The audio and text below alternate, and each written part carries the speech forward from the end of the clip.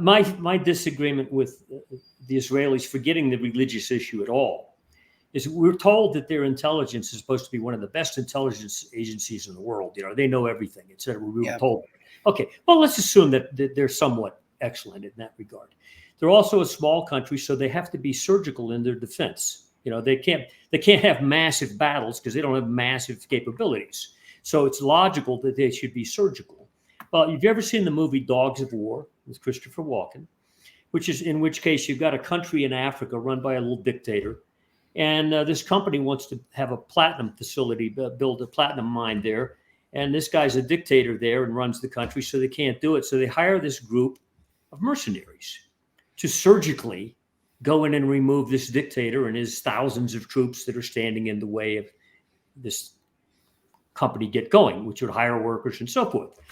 And rather than send in a massive army of 10,000 men against his 10,000 men, they hire this surgical group under Christopher Walken, about 4 or 5 guys that are experts in guerrilla warfare.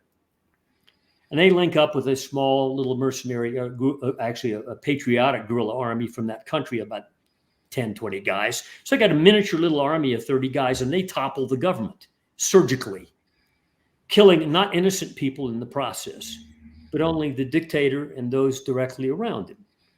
Now, why is it that Israel, if they're so sharp-edged in terms of their own self-defense, both in intelligence and the capability to do this kind of stuff, they've no doubt got many Hamas leaders under their payroll. I think some of them, that's very evident, the recent assassination in Iran of the one guy, because it was suspect that even Iranians arrested a guy who was part of their own intelligence group as being suspect involved with the Israel. But why not surgically go after Hamas rather than going after people who have nothing to do with Hamas just because, one guy in the building might be Hamas? It's like, if somebody went to a shopping center and their wife got shot in the shopping center, okay, and and their kid, and the guy happens to have a gun and he goes hunting for the guy who did it. And he knows he's in the shopping center, but so are hundreds of other people. How would the public take that if he shot and killed 50 people just to get to the one guy? Okay. Would the public say, hey, yeah, that's good? Or would the public say, hey, couldn't it be done a better way? Buy my novel, Escape from the Village, from major booksellers online. Go to escapevillage.com. Subscribe to the Substack. Go to fountainheadforum.substack.com. Support the forum. Go to buymeacoffee.com/fountainheadforum. Thank you. Welcome to the party, pal. This is Fountainhead Forum 213. I'm talking to Michael Oliver. He is a longtime libertarian. He wrote a book called years ago called The New Libertarianism and Anarcho-Capitalism, about which is an attempt to fuse Ayn Rand and Murray Rothbard.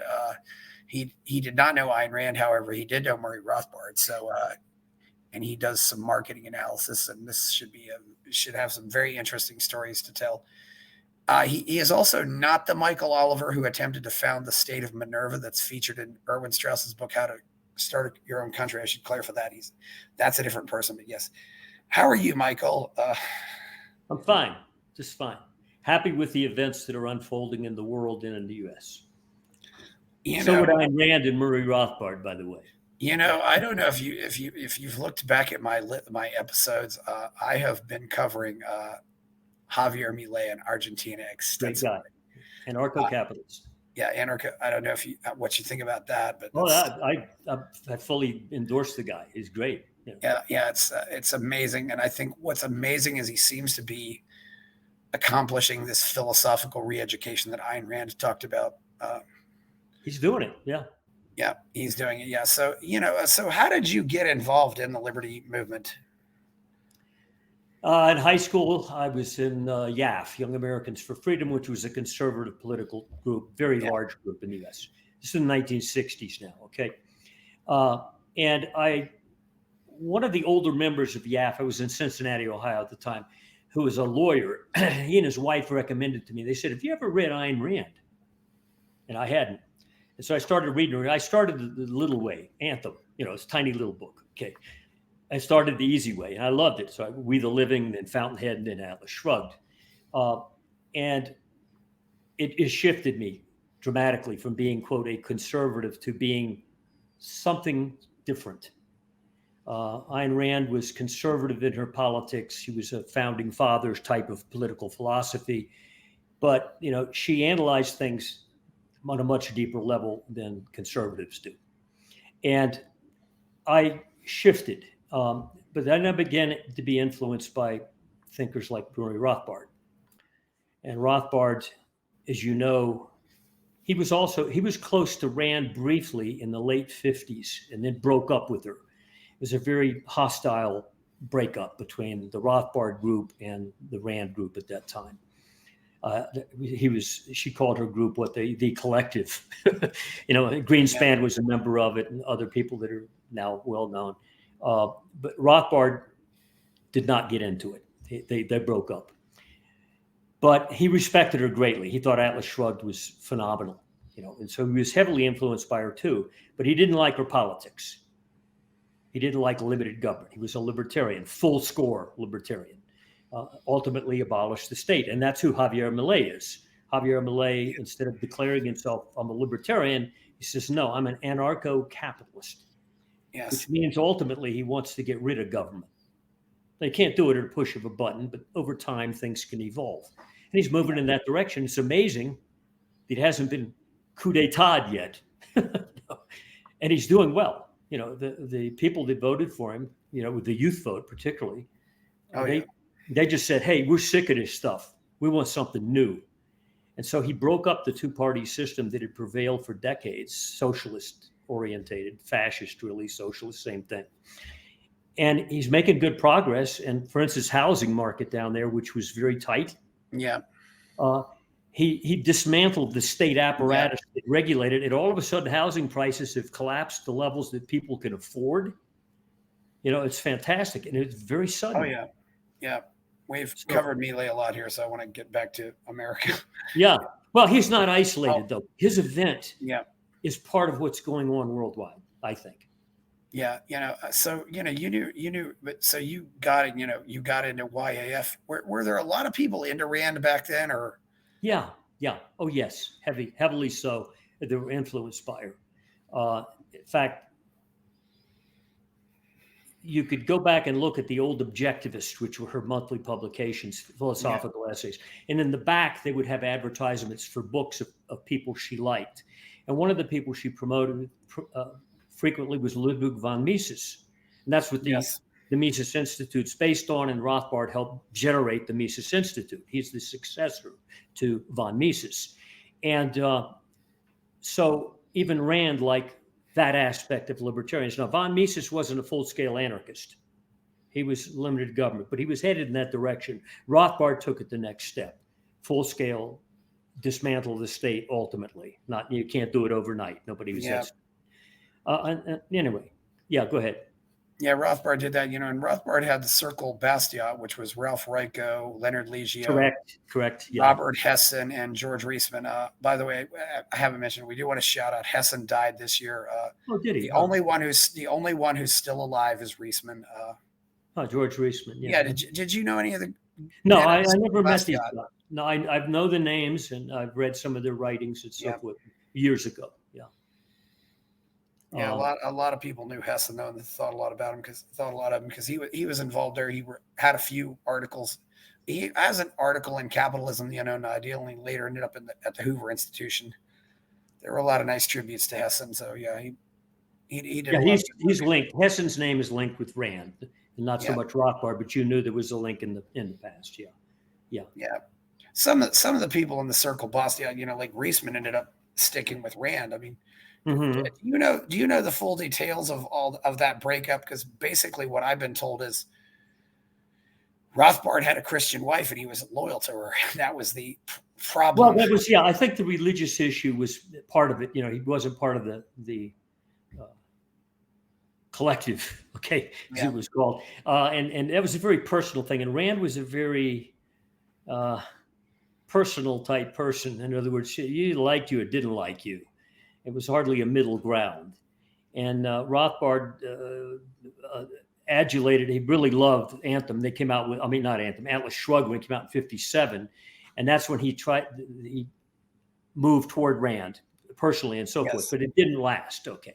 And there's some bios on Rand that I've seen where they deal with that issue of the split between Rothbard and Rand. And, I don't know the truth, but, there's a lot of depth to some of these books about the Rand Rothbard split up. Anyway, it did happen, and they stayed split at that point onward. Yet I took the ideas of Rothbard's economics and politics and merged them with Rand, and I wrote a letter to Rothbard. It was a master's thesis at that time I was working on. And I asked his permission to quote from his works because I was going to quote extensively, and I also knew I was later going to publish the book, the master's thesis. And so I needed to get his permission, and he replied enthusiastically, yes, please proceed. This would be the first such work on this, melding these ideas, his politics and economics with her political philosophy minus her politics. In other words, the pyramid of thought ideas that constituted Rand's objectivism, I slipped out the government aspect and slipped in the anarcho-capitalist, and they merge very intellectually very well. And it's since become a notion that's acceptable, that, objectivism can lead that direction. Now, if you talk to the orthodox objectivists today, the Ayn Rand Institute and so forth, they won't even listen to you. They'll boo you down. Okay, fine. That's just the way it's going to be. But I think the ideas do merge. I think they make a lot of sense. And her basic philosophy is the core upon which libertarianism really can stand. Yeah, I think so also. A philosophy of reason, the ethics to a certain extent. I mean, I think one weakness is that Rand also seemed to regard marriage and family as irrelevant. Yeah, although Rothbard had no kids as well, but But Joey, his wife, I met her too when I interviewed him in '72. We were there for about 3 or 4 hours, and she was going out to the deli getting sandwiches, and for the real happy lady, and they got along well. He later moved to Las Vegas, later in his life. Yeah, he was at UNLV. Is she still around by chance? No, she died recently, the last year or two, I think, last couple of years. So she lived well beyond him. I think he died in '93. So she lasted quite a few years beyond him. He died in '95, yeah. 95, okay, in the mid-'90s, yeah. I never heard anything about what happened to her. I mean, she's just... I did hear something in the past couple of years. It hits me that somebody did announce. It may have been the Mises Institute, the passing of Joey Rothbard. Yeah. So, there's another thing too, though, and I've this is what's really got me perplexed, having discovered Ayn Rand in 1992, Michael, and I know Rothbard will disagree with this. And you were there back then, I don't know if you're ever involved with them, back in the Randian circles then. No. Why has the Ayn Rand Institute basically been, now it's just, it's totally bought into the Zionist death cult. And I am perplexed by this. I have no idea. No idea. And there's been a split in that issue too, within the Mises Institute. Walter Block, for example, who wrote articles for my newspaper back in the early '70s. He was not much older than I was at the time. Yeah, you had and he later became major in the Mises Institute, but they've recently split, where Block is a defender of Israel to the nth degree, and then the Mises Institute has this no, they've gone too far type thing. I've got some ideas on it too, but on their warfare methods and so forth. But it's an unusual thing to split libertarianism over such an issue. It's really kind of irrelevant to what libertarianism is all about, to have that be a dividing point. I might understand it more if Israel was some perfect or near perfect libertarian state, but it's not even close to that. It's a socialist state. It's just like most states. Yeah. No, it's my disagreement with the Israelis forgetting the religious issue at all is we're told that their intelligence is supposed to be one of the best intelligence agencies in the world. They know everything, etc. We were told. Okay, well, let's assume that they're somewhat excellent in that regard. They're also a small country, so they have to be surgical in their defense. They can't have massive battles because they don't have massive capabilities. So it's logical that they should be surgical. Well, have you ever seen the movie Dogs of War with Christopher Walken? In which case you've got a country in Africa run by a little dictator. And this company wants to have a platinum facility, build a platinum mine there. And this guy's a dictator there and runs the country, so they can't do it. So they hire this group of mercenaries to surgically go in and remove this dictator and his thousands of troops that are standing in the way of this company get going, which would hire workers and so forth. And rather than send in a massive army of 10,000 men against his 10,000 men, they hire this surgical group under Christopher Walken, about 4 or 5 guys that are experts in guerrilla warfare. And they link up with a small little mercenary, actually a patriotic guerrilla army from that country, about 10, 20 guys. So they got a miniature little army of 30 guys, and they topple the government surgically, killing not innocent people in the process, but only the dictator and those directly around him. Now, why is it that Israel, if they're so sharp-edged in terms of their own self-defense, both in intelligence and the capability to do this kind of stuff, they've no doubt got many Hamas leaders under their payroll. I think some of them, that's very evident, the recent assassination in Iran of the one guy, because it was suspect that even Iranians arrested a guy who was part of their own intelligence group as being suspect involved with the Israel. But why not surgically go after Hamas rather than going after people who have nothing to do with Hamas just because, one guy in the building might be Hamas? It's like, if somebody went to a shopping center and their wife got shot in the shopping center, okay, and they're trying to, and their kid, and the guy happens to have a gun and he goes hunting for the guy who did it. And he knows he's in the shopping center, but so are hundreds of other people. How would the public take that if he shot and killed 50 people just to get to the one guy? Okay. Would the public say, hey, yeah, that's good? Or would the public say, hey, couldn't it be done a better way? Well, apply the same concept to this. Is it really defensible socialist state or not? And they're socialists, no question. But to go in and kill a bunch of innocent people, 40,000 supposedly, whatever, in order to kill, a couple hundred Hamas guys, So in a free market society, I wrote an essay for Rothbard called In Defense of Pirateering, and I defended this concept of surgical. In a free market society, if you don't have a government army, you would have surgical capability to defend yourself against intruders, whether they're domestic or foreign, without having to draft everybody and send your kids against their kids. That's a statist concept. Yeah. The ruler's safe, but he sends in his youth against their youth, like Vietnam, for example. Does it work? Yeah, not really. Yeah. So if you got some guy who's a dictator somewhere and has a narrow little leadership group, well, go after him. Don't go after the teenage kids that call themselves Viet Cong. So anyway, the free market would deal with this in a much better way. What do you think motivated Rothbard's? Rothbard certainly wrote that article, War, Guilt, in the Middle East. What do you think? Why do you think Rothbard managed to avoid drinking the Zionist Kool-Aid? I don't know. I'm not recollecting those articles at the time. Yeah. But I know that's become an issue now. And Mises, Walter Block has been separated out of the Mises Institute. Yeah. He used to be a fellow there, and he's no longer. They kicked him out. I've not seen any event like that in the Mises Institute, frankly, over the years, but we just had one, and it's over that issue, which, as I said, from an anarcho-capitalist perspective, that was my analysis. Why not make it surgical? Yeah. Go after the guilty guys, not the innocents that he surrounds himself with. It's kind of I've come to the conclusion that a lot of great libertarians have a jump the shark moment, where they get older and they're they've done a lot of good work and then it's almost to the point where they're no longer an asset and they almost become a liability. And I think Walter Block had his moment. I think Ayn Rand's moment might have been 1968.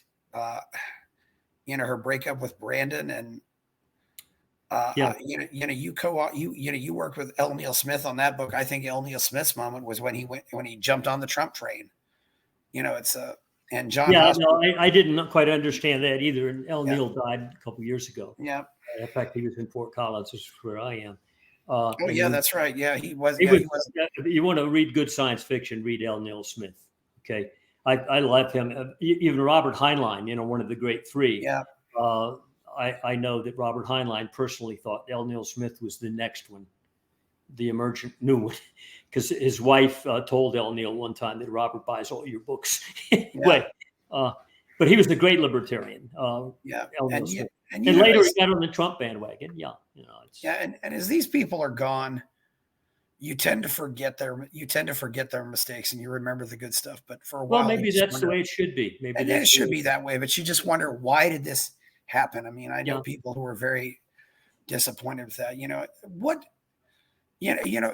Speaking of Rothbard, what do you think motivated Rothbard to? I remember, he was on the early days of Liberty Magazine. He was on the staff there. He quit there, and then he went totally over to the, what he calls the paleo libertarians, and was embracing people like Pat Buchanan. What do you think motivated that? I maybe expediency, maybe the sense that if we could at least get a foothold, we got a foothold, if you know what I mean. Yeah. So even if you have to merge with people that you don't really like, but if they can get you in the door, so to speak. Even Trump, did that with the Libertarian Party. He did a speech recently. He said there'll be somebody in the cabinet that'll be libertarian. Well, of course, they booed him down.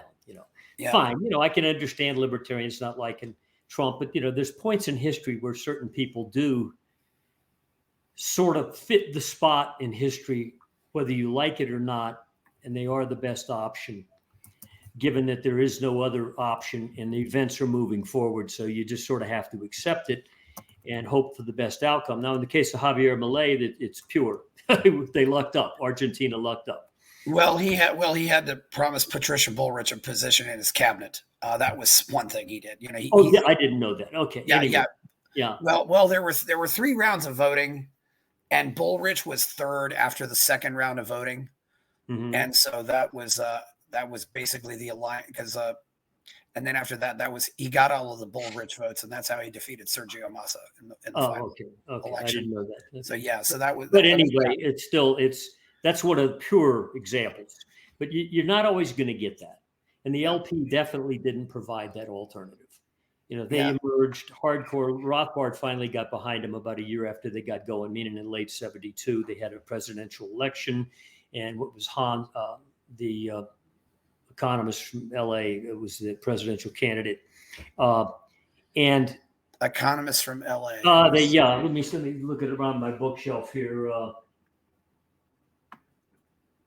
That would have been Harry John Hospers. John Hospers, yeah. Well, he was John Hospers was to run as a president, and you know what his national actual vote was? Not he got no electoral, but the national vote, 5,700 votes. Well, they were on the ballot in 2 states. Oh, really? Okay. Well, it's still pathetic. But Rothbard chuckled when I interviewed him about the LP emerging. This is in late '71, early '72, and they really hadn't emerged yet. And he thought it was sort of silly because he said there's no libertarian movement yet. There's not enough people out there. Well, ultimately, they got it rolling. And Rothbard did get emotionally and personally involved in the LP, at least for some years that I know of. And in my interview, in a letter to me, he explained his involvement with the LP. Yeah, a couple of years later, where he was really enthusiastic. But it's wish-washed around to the point where it's not even pure. It's certainly not anarcho-capitalist. Sometimes there have been those elements within the party. Rothbard was one where there were divisions within the party between sort of conservative and ultra libertarian. So it's never been really pure libertarian. And now they've diminished actually in their vote count. A couple election cycles ago, the guy who was the governor of New Mexico ran. Gary Johnson. Yeah, he actually got a good high vote nationally, popular vote. And but then after that, it's just tapered back off. Well, it's only one election, but this reminds me of this quote from Lord Acton. Quote, "At all times, sincere friends of freedom have been rare. and its triumphs have been due to minorities that have prevailed by associating themselves with auxiliaries whose objects often differed from their own. Hmm. And this association, which is always dangerous, has been sometimes disastrous by giving to opponents just grounds of opposition and by kindling dispute over the spoils in the hour of success. That, unquote. That is I think, a very insightful quotation. But yeah, it does mean that sometimes we do have to find common interests with people who may not Yeah, share our values. just a question. That's the way it's going to happen. And in my keynote speak to the Mises Institute back in March, I talked about my reminiscences with Rothbard, just as we've done.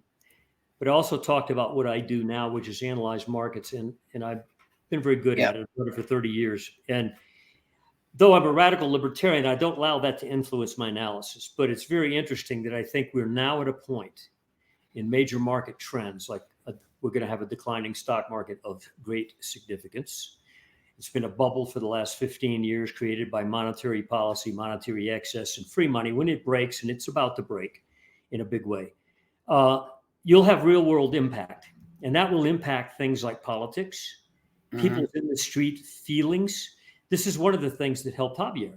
People were just pissed off. Yeah. Just, I don't know what you're saying, Javier, but you're better than, tear it down. Okay. And I think we're about to enter that phase, and I think it'll occur quickly, not over 5 years, but over months and into next year. And probably, if those events start to unfold in a more public way, which I think they will before the election, actually, the market that is, help Trump win. And there are some people, like Vivek, for example, who's I would rank in the semi-libertarian camp, and there's other people out there who have basic sort of core libertarian ideas. And I think even Trump has some, though he's certainly mixed, okay, in terms of he's not pure on that issue. But once the state proves the statist system, demonstrates that it isn't effective, and it's been doing that more and more so over the last decades, to the point where Argentina, for example, before I was born, Argentina was, one of the biggest, seventh biggest economy in the world. Oh, yeah. Yeah, it was doing so well. Now, and it's deteriorated because of the statist, collectivist, fascist, socialist politics that have ruled it. And in the ashes of that has risen Javier. Okay, well, the same thing can happen. Other events in other countries can cause events that help cause the ascendancy of new ideas. People are just pissed at the old ideas. Let's go for something new. Even if I'm not sure of it, let's go for it. Anything's better than what we had. And I think the wave of that is hitting and will increase over the next months. And I think it will benefit Trump. It will also benefit people in Congress who maybe, a lot of them want to abolish the IRS, for example. If you have an economic downturn, which I'm arguing you will, stock market will be a lagged signal to that. We're already getting data points that we know indicate the job market sucks. The Bureau of Labor Statistics just released an annual revision that showed, oh my God, we're off by, so much, the biggest adjustment in almost their history in terms of downward adjustment in job creation. 8 million, something like that, a total disastrous number. So all the numbers they've been talking about, Biden's been talking about how the job market looks good. They were all bad numbers. Okay. And Trump's mentioned that.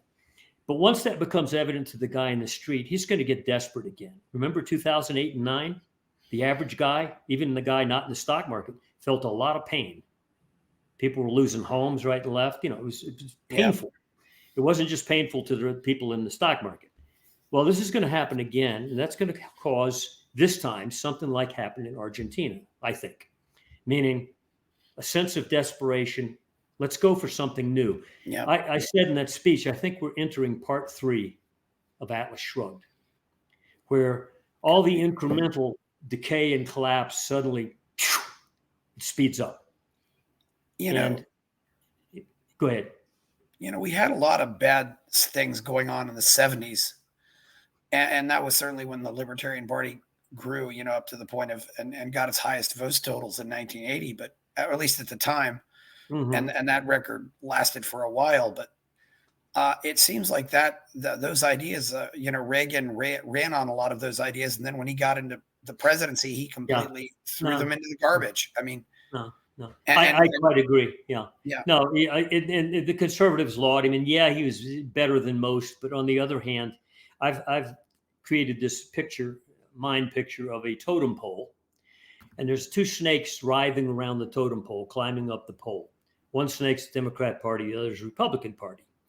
And over the decades, the pole has increased. Okay, despite let's say 4 to 8 years of Reagan, or what you think is better than something else, but it's still, the state has increased in its power, its malignancy, its destructiveness to the economy, and the general real poverty level of the American people measured in real dollar terms. Inflated dollars don't count. Like if you bought a stock 10 years ago at $10 and it's now worth 20, you haven't made a penny, because the degradation of the money unit has been at that rate. So, but anyway, this has gone on for, let's say, since Roosevelt. So less than a century. But it's at the point now where it won't continue. And we're going to enter part 3 of Atlas Shrugged, where collapsing ideas generate rapid but brief chaos, because the malignancy is starting to collapse. And public becomes aware of it because they're hurting. And it's just like Javier experienced. He rode that wave. And I think it's coming here. The question is, who's going to ride it? Yeah. Will be perfect? No, they won't be perfect. But at least we'll start to see, I think, the dismantling of bad ideas and institutions out of desperation. Maybe so. Where do you think, what did you, where you weren't involved with the Libertarian Party. What happened with, but Rothbard, what exactly happened with Rothbard and Cato? I'm not sure, except to know that ultimately the Cato Institute, and this would be about 10 more years ago, was taken over by the guy who was the founder of the BB&T banks. John Ellison. Yeah, and he's an objectivist, hardcore Ayn Rand objectivist. So that was quite interesting. It was a, quote, conservative institute, think tank, but it was strictly limited government Ayn Rand model. And it was reshaped in that vision. So no wonder Rothbard, would favor the Mises Institute. But it's very interesting to note this, that I don't forget the name of the entity, but there's an entity that does measure the potency of think tanks. Which think tanks have the most impact? And they're very unbiased. When I've seen the list of the think tanks, and it's both left and right, so they're not biased in their selection. And when you go down that list, at least a year or so ago, it was number 8 was the Cato Institute, but number 9 was the Mises Institute, which is stunning. It's not the best known think tank in the country, but it's within the top 10 in having the most influence. And it's next only to Cato. So Cato does have a rivalry there.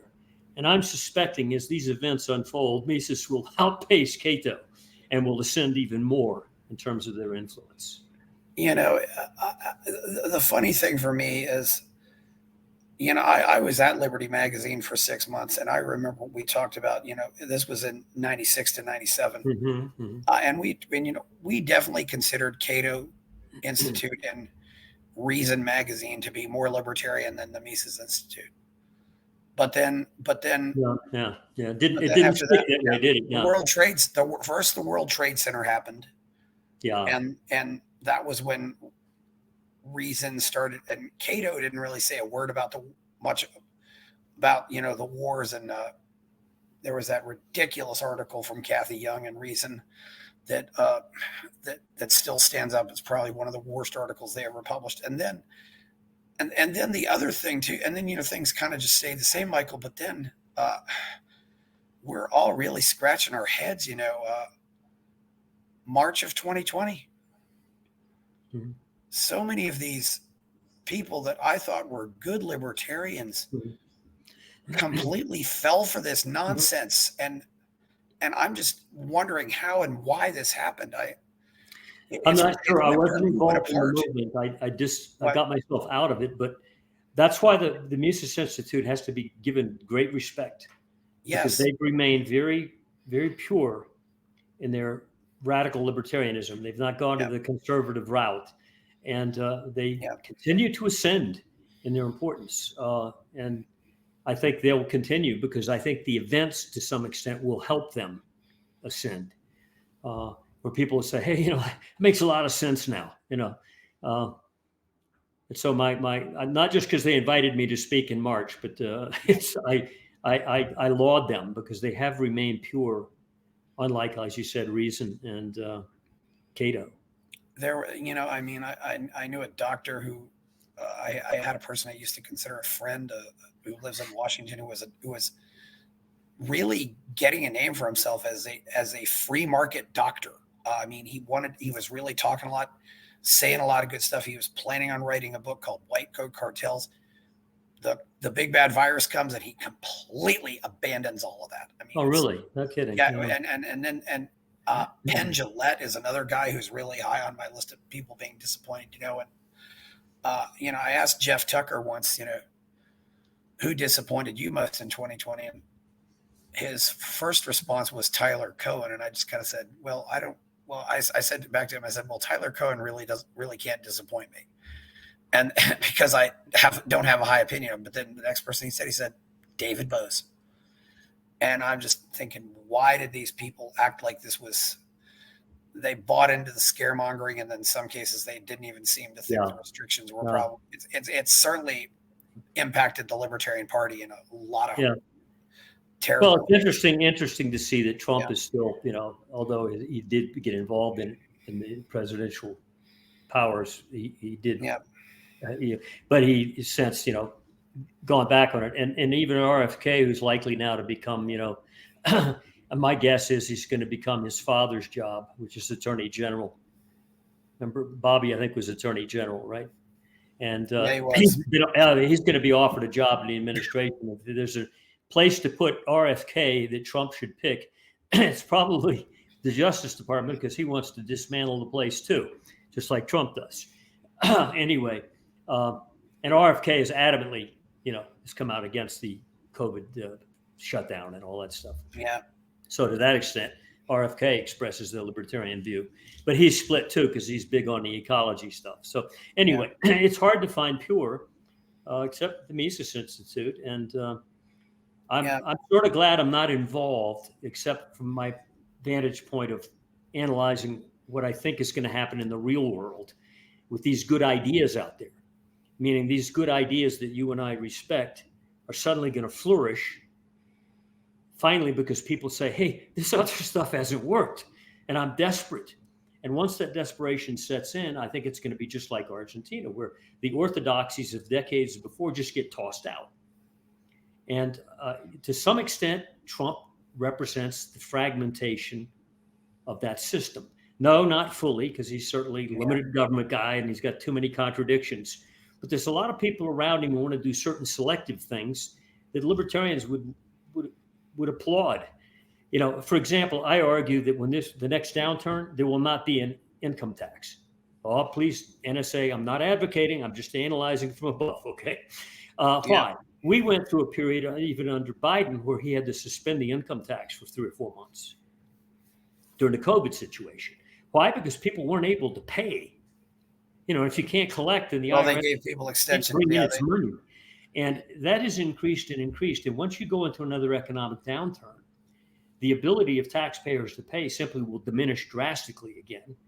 And there's already been talk among there's one Trump advisor who, even during his administration, said we need to abandon the income tax and go to a sales tax. So my bet is, and Trump has even said, I'm going to go to tariffs and cut back on income tax. Well, if you get bad enough situation in the economy, then the IRS simply won't function in terms of the percent money it needs to bring in relative to the debt.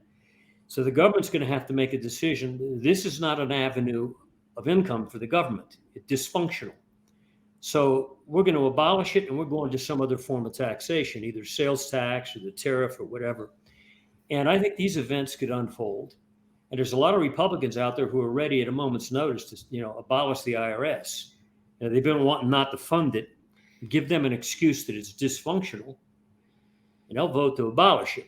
Of course, we'll end up with they'll have some other source of revenue, which will ultimately come out of everybody's pockets. But it wouldn't shock me that kind of event unfolds, and rapidly so, because I think what's about to happen from my vantage point, looking at these other elements, is that we're about to have part 3 of Atlas Shrugged, where the shit hits the fan and good ideas ascend.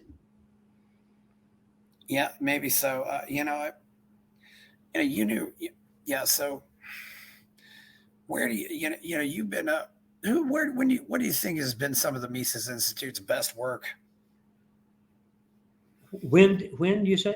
When and what's an example of some of the Mises Institute best I work? just think it's sort of ongoing. Mark Thornton is a great guy. They've got the broadcasts and so forth, and he's good also in the economy. I was fortunate to meet him and have dinner with him when I was there in March.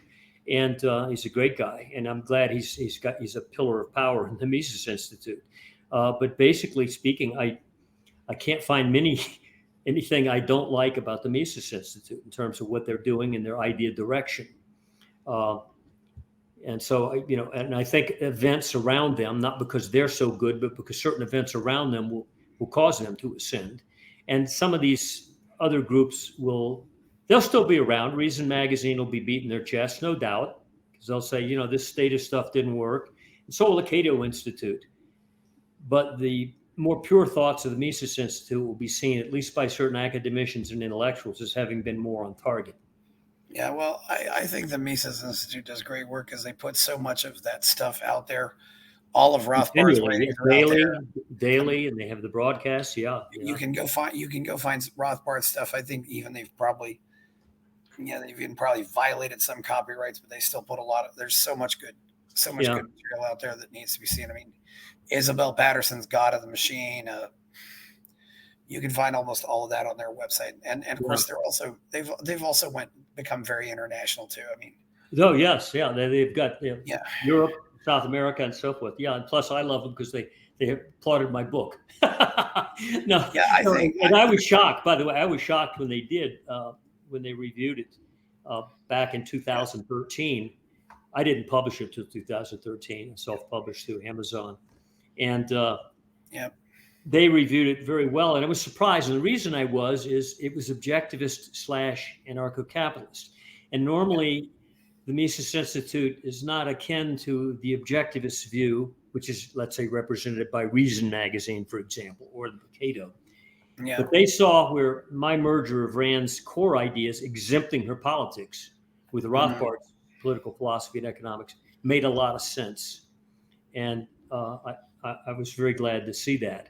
And it's not just for that I applaud Mises Institute. It's what they've done ongoing over the years. People aren't purists, but I do worry sometimes that the libertarian movement is becoming, especially with Mises, it's becoming anti-immigrant. And that's not a trend I like. Yeah, I that's an issue that if I were to debate it, and I don't get involved in this stuff, the concept of national borders means a nation state, okay? Meaning there's a property line, quote unquote. But it's not the word sovereign is thrown around, the sovereign country of Ukraine, the sovereign, what's that, from God above? What's sovereign mean? Who defines sovereign? Besides, national boundaries have changed over the centuries. We know that.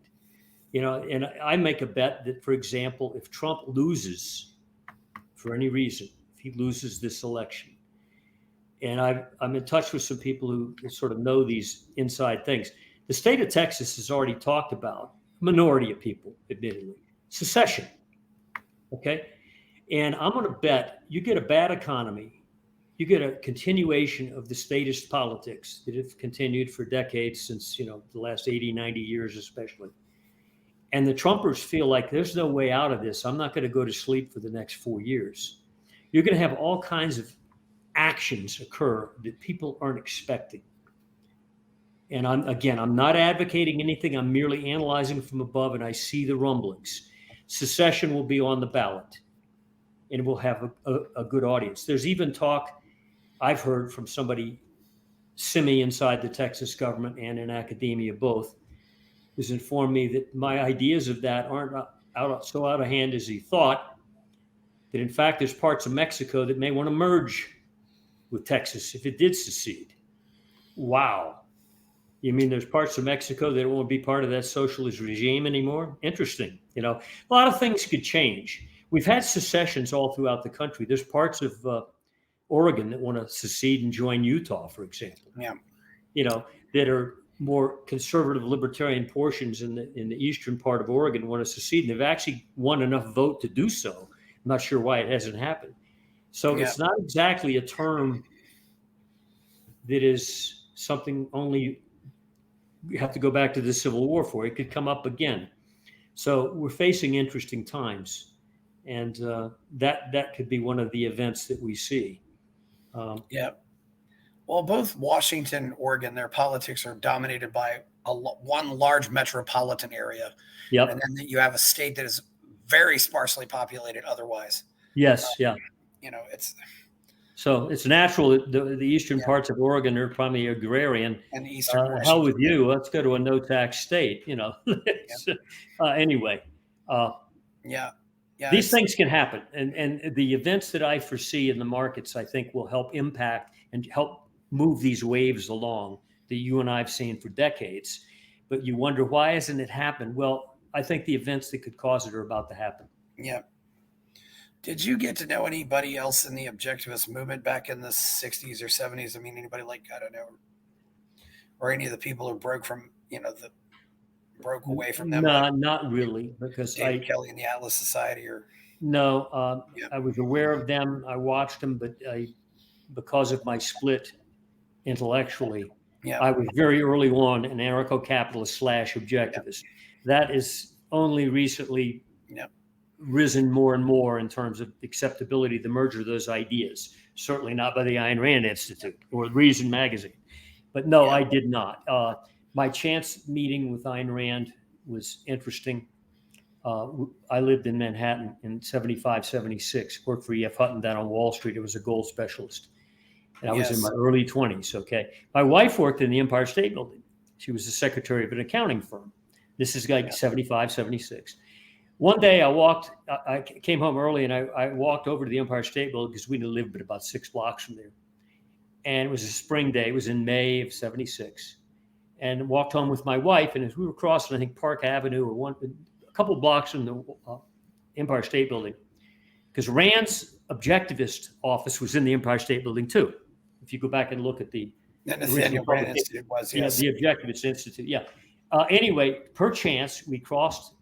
There's a stoplight to walk and not walk. We walked across, but there was this 3 people standing on the corner. One woman with her back to us, with a fancy type hat from the 50s or 60s. Okay, a big, tall Gary Cooper type husband, and another woman. But we crossed over the street. My wife is an artist, so faces mean something to her. But the face of her husband had been we'd not seen pictures of him, but Ayn Rand's husband was in my wife's memory. She turned around to look again, and that time we could see Ayn Rand's face across the street. Okay, and so we lumps in our throat. Okay, we met because I was giving lectures in South Carolina on objectivism and so forth. I met her at that time. But anyway, so Ayn Rand was a big influence in her life. We walked back across the street, lumps in our throat, and there was Rand and Barbara Weiss, her chief secretary, and her husband. And we chatted for about a minute. Very warm conversation. We were strangers, so I introduced myself. I said, my name's Michael Oliver. And I said, I'm not that one. Okay, I think she knew about the one you're talking about. Michael Oliver, who wanted to establish the Minerva and so forth. And she didn't like that, but whatever. And I said, no, I'm not that. But anyway, we chatted warmly for about an hour, and then as we left, I watched to see where she went because I knew she lived somewhere in that vicinity, and she walked back where we were going toward the east side. And she went into an apartment complex. And so I knew what building she lived in then. Okay. So Janet and I typed a letter of invitation to her to have dinner with us. Okay. And I took it over to the doorman at that building. No, you couldn't get in the building, obviously. And I left it to him to deliver to Ayn Rand. It was delivered. And I got a letter about a week later. It's framed on my wall right now in my office from Barbara Weiss thanking me for the invitation, but it's saying that Ayn Rand didn't accept invitations from people she didn't know. And that's totally understandable. So that's my encounter with Ayn Rand. She died 6 years later, in 82 it was. So anyway, but no, I never got to meet her. Yep. Anyway, Frank O'Connor, at least we got to say hello to him too. So yeah. Since it was in New York, did you go to the funeral? No, I didn't, because we weren't there. We were down in Florida at that time. How long were you in Manhattan? Just a year and a half, because I later got into the brokerage side and then started my own research company. Since you were in in Manhattan and in New York, did you ever did you ever go up to Irvington at the Foundation for Economic Education, or ever go down to NYU and talk to some of the Austrians there? I remember going to the was it Fee Institute? It was up on the Hudson. Foundation for Economic Education. I went up there one time. In Irvington. Irvington. They operated out of a mansion. That place was a dream. Yeah, I went up there one time, but I went inside, maybe got some pamphlets or something. But I was known about that institute. No, I didn't know anybody there, and wasn't involved. Unfortunately, I did not get it. I was not involved in the movement, except to the extent in 1977 I did write this article for Rothbard. And that was my last quote involvement in the actual movement, and then it was still just emerging.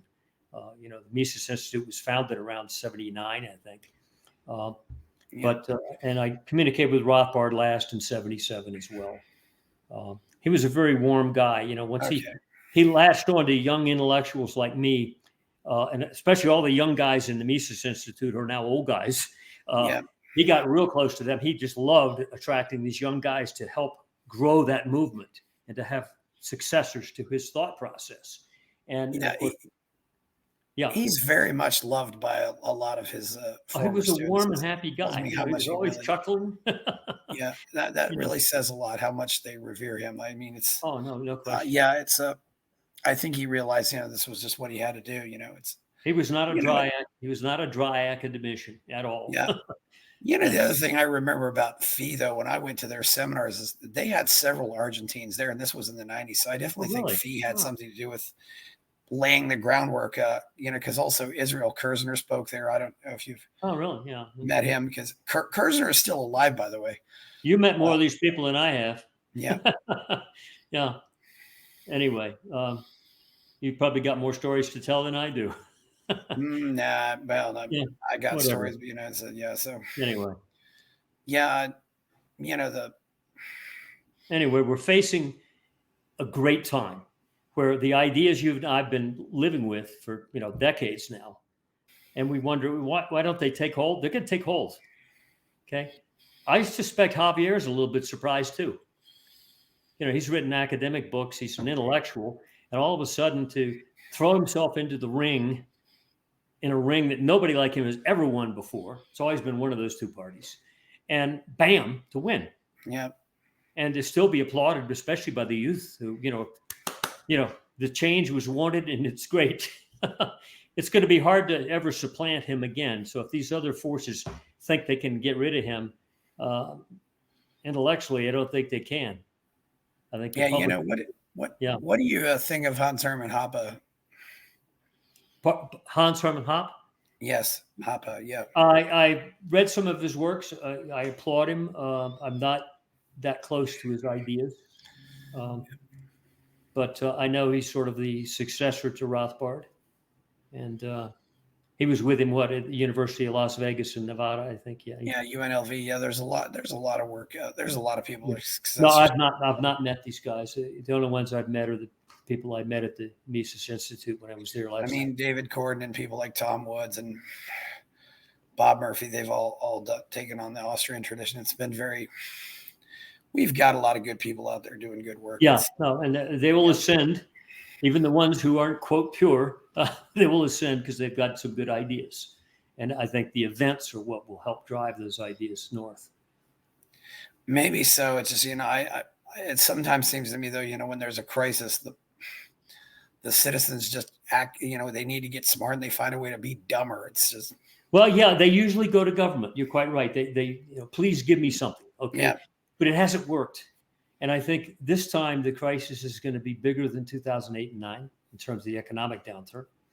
I think it's already showing itself, though it's been hidden in government data points. The unemployment numbers have been totally lied to, as they finally had to admit. Trump claims it was leaked early, and that's the only reason they came out with the report when they did the other day, as opposed to after the election, which revised all their employment numbers for the last year down the toilet. Okay,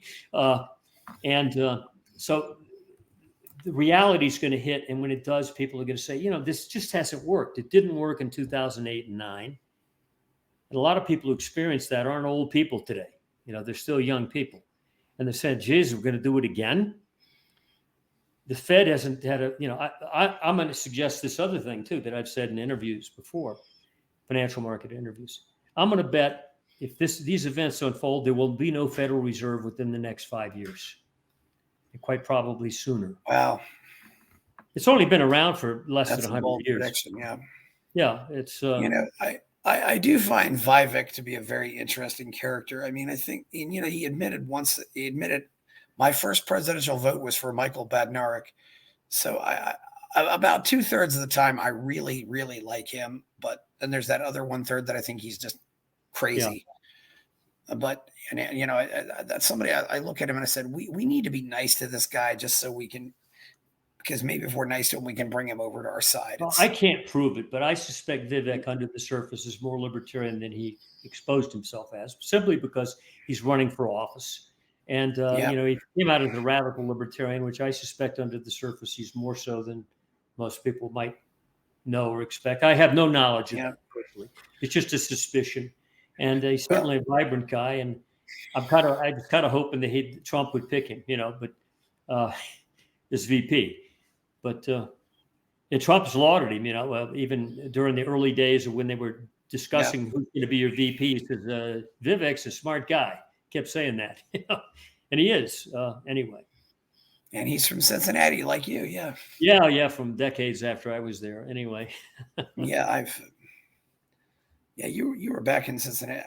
Yeah, Cincinnati. No, I was there in junior high, elementary, junior high, and high school. So through the mid '60s. Cincinnati was a very conservative city for a long time. Yeah, it part of Ohio. It certainly wasn't Cleveland. Okay, it was a very GOP-centered conservative city for sure. For sure. It was an isolated place in Ohio compared to Columbus and Cleveland. Yeah, I don't know why it was that way, but it's definitely I'm not sure either. Yeah. Perhaps there was a large German population there. I don't know if that made it conservative or not, but anyway, it was definitely a conservative city. Yeah. Anyway, we're looking forward to interesting times, Chris. And we are. You have anything else? Don't be shocked at what you see. Okay. Yeah. You have anything else to say before we go? Yeah. Okay. And no, not really, except from my market analysis perspective, the events that Ayn Rand laid out in part 3, or Rothbard would fully have expected as well, by the way. Yes. If they were both alive, sitting on a hill right now, they'd be laughing out of knowing that I was right. They were right in their own different ways.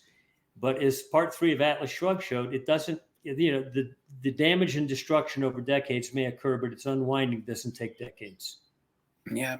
Oh, and what was your favorite part of this talk? Yeah. It's the fun part. Yes, it was. Okay. Well, thank you, Michael Oliver. Thank you, Chris. Thank you. Please follow us on Twitter.